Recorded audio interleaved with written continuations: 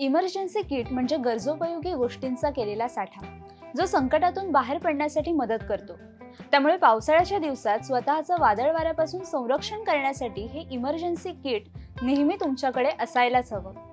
पावसाळा नुकताच सुरू झालाय आणि जर तुम्ही अद्याप हे किट बनवलं नसेल किंवा तुमच्याकडे असलेलं किट अपूर्ण असेल तर घाबरून जाण्याची गरज नाही। आपत्कालीन किट बनवण्यासाठीच्या काही मूलभूत गोष्टींवर आपण नजर टाकूयात, ज्याचा तुम्हाला किट बनवण्यासाठी फायदा होऊ शकेल। पाणी ही माणसाची अगदीच मूलभूत गरज आहे। घरातील प्रत्येक सदस्याला पिण्यासाठी, स्वच्छतेसाठी, स्वयंपाकासाठी किमान 7.5 लिटर पाण्याची गरज असते। अंघोळीसाठी आणि स्वयंपाकासाठी आपल्याला अतिरिक्त पाण्याची आवश्यकता असण्याचं कारण म्हणजे बहुतेक घरमालकांना हे समजत नाही की पूर आल्याने भूगर्भातील पाण्याच्या पाईप्सला तडा जाऊ शकतो किंवा तो तुटू शकतो, ज्यामुळे तुमचा पाणी पुरवठा दूषित होतो। त्यामुळे पाण्याची गुणवत्ता कमी होणे, दुर्गंधी येणे आणि वॉटर लॉगिंग होणे यासारख्या समस्यांना तोंड द्यावं लागतं। याकरताच घरात पाण्याचा साठा करून ठेवणं गरजेचं आहे। नाशवंत अन्न: जेव्हा वीज संपते किंवा गॅस बर्नर वापरणं सुरक्षित नसतं, तेव्हा तुम्हाला खाण्यासाठी तयार अन्नाची आवश्यकता निर्माण होते। याकरताच पॅकबंद असलेलं अन्न जसं की बिस्किट, चिवडा, सुकामेवा इत्यादी खाद्यपदार्थांचा साठा करून ठेवणं गरजेचं आहे। आरोग्य आणि स्वच्छता उत्पादने: पुराच्या वेळी आजारी पडू नये म्हणून तुम्ही शक्य तितकं स्वच्छ राहणं महत्त्वाचं आहे।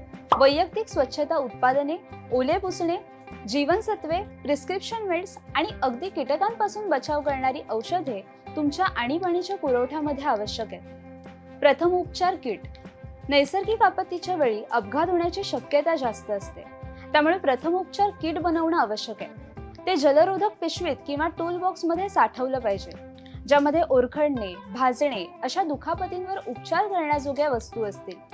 किट सोबत मार्गदर्शक म्हणून तुमच्या फोनवरील ॲप देखील तुम्ही सोबत ठेवू शकता। इमर्जन्सी गिअर: अतिपावसामुळे वीजपुरवठा खंडित होण्याचा धोका असतो।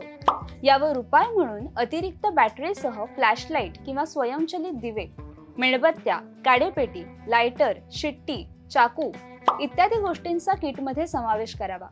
तसंच कचऱ्यासाठी वापरल्या जाणाऱ्या पिशव्याही सोबत ठेवाव्यात, ज्या पूर आणि मुसळधार पावसाच्या वेळी खूप उपयुक्त ठरू शकतात। ते तुमचं सामान कोरडं ठेवण्यासाठी रेनकोट म्हणून किंवा फक्त फ्लोअर मॅट्स म्हणून वापरले जाऊ शकतात।